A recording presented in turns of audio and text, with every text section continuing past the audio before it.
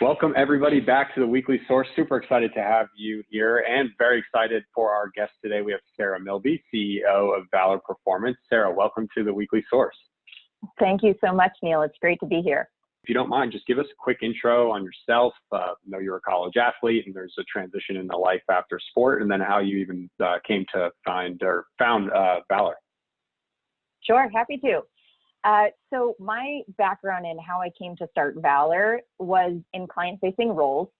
And what I found was I was given a lot of training and preparation and tools that helped me with sales methodology, which was very helpful and that process focused. But what I found that was missing, both for myself and then as I went on to running a team, was really around how folks were showing up to be at their best. So that mindset. And I felt like a lot of my team struggled with just the natural adversity that's a part of sales or the modern workforce, frankly, right now. And it was those types of topics that I was finding myself spending so much time focused on, is like how to make sure that folks rebound after a setback, see the opportunity even in the challenge, being able to connect with their teammates and their clients and potential prospects in a way that was like authentic to them. So bringing some of that self-awareness. And that's not what you're given in a lot of corporate training and in the tools that we're given within sales. And so Valor really sets out to fill that gap.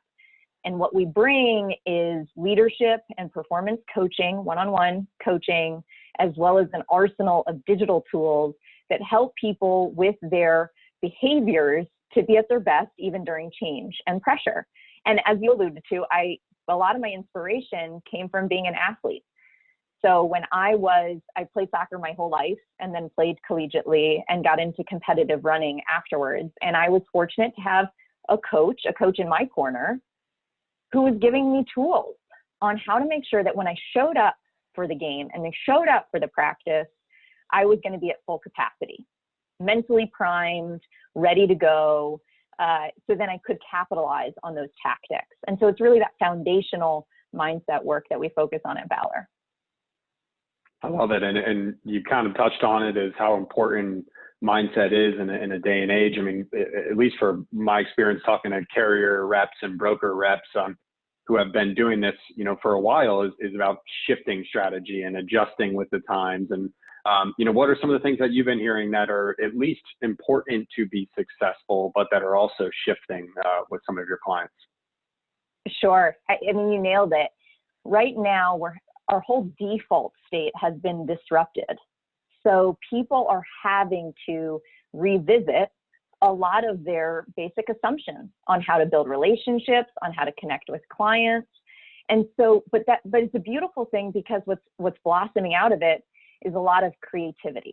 And so a lot of the leaders and the sales leaders we work with are celebrating different moments across their team and celebrating the small wins where that creativity is coming through.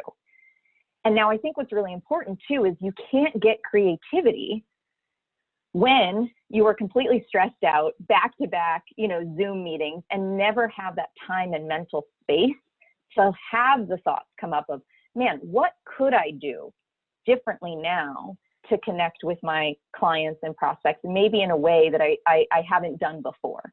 And kind of this like opening up for potential experimentation is something that we work on a lot with Valor, because that's where you get those nuggets of innovation, creativity, and experimentation on different strategies. How we show up to our day is becoming more and more important.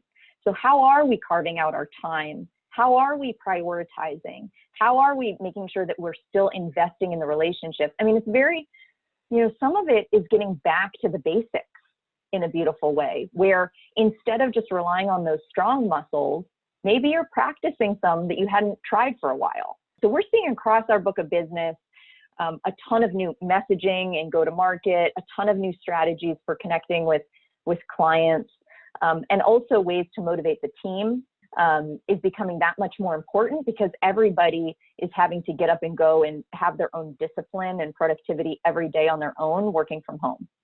That's great. And I think the two big takeaways, at least we had, or at least I had from that webinar. One was the idea of choose how you want to show up. I think that's so powerful that it is a choice. It's not reactive. Things aren't happening to you. And if they are, it's still, your mindset and choice to show up.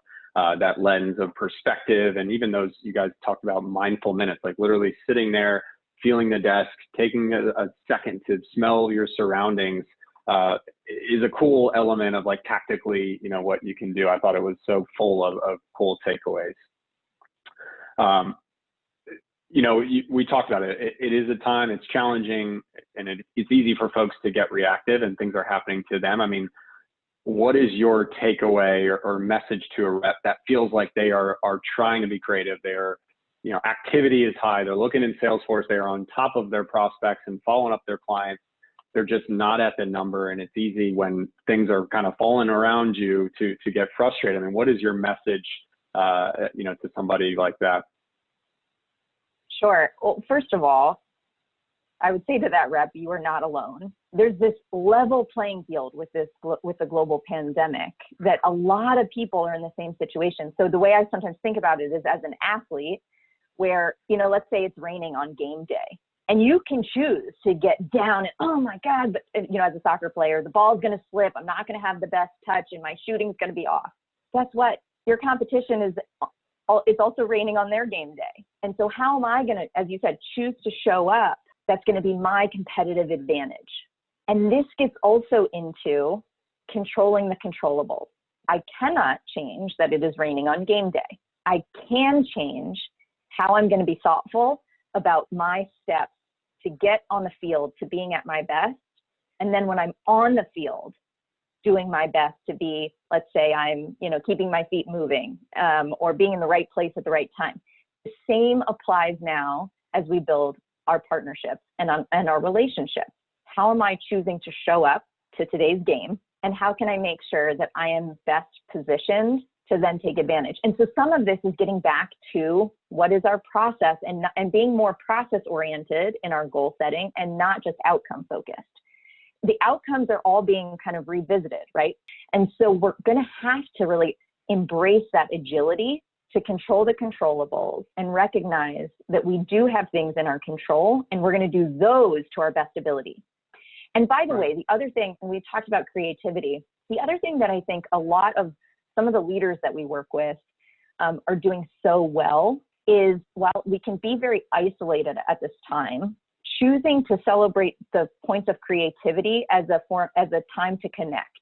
So, being able to learn from the best. This is the key thing with Valor. Like, we have an amazing coach community. 50% of our coaches are Olympians and pro athletes. The other 50% have advanced degrees in applied performance psychology. A lot of executives and managers in the corporate world choose to work with us because it's the best love to learn from the best. High performers love to learn from high performers. So if you're a rep and you're right now doing your best to control the controllables and you're trying your strategies, well, maybe this is a really interesting time to also go on some fact finding to learn from other high performers, just if for nothing else, for some ideas to try. Again, going back to that experimentation. That's great. I think, at least personally, like when you try something different, if at a minimum, someone's going to appreciate the creativity. So I think that message will definitely resonate really well with some of our audience. So Sarah, before we let you go, we talked a bit about college sports. I played college baseball in Connecticut, grew up in Connecticut. You went to Yale and New Haven. I've long claimed New Haven, I'm not alone, I don't think, as the pizza capital of the world, living in Charleston, South Carolina now. I dearly miss it. So before you go, I need to know, what is your best pizza spot in New Haven and why? A very personal question. Right. My favorite pizza spot in New Haven, well, there's two, and we usually alternate between Pepe's and Bar Pizza. It's hard to go wrong, but those are our two go-tos, is Bar and Pepe's. Very good. Yeah, I echo the Bar side, at least like their creativity on the spud pizza that they do, their clam and bacon. So Sarah, really appreciate the time today. Thank you so much for, I think some of the actionable takeaways, things that people can try. It's going to be a message. I think that is really received well. Thank you for the time, and everybody, thank you for tuning in, and we'll see you next week on the Weekly Source.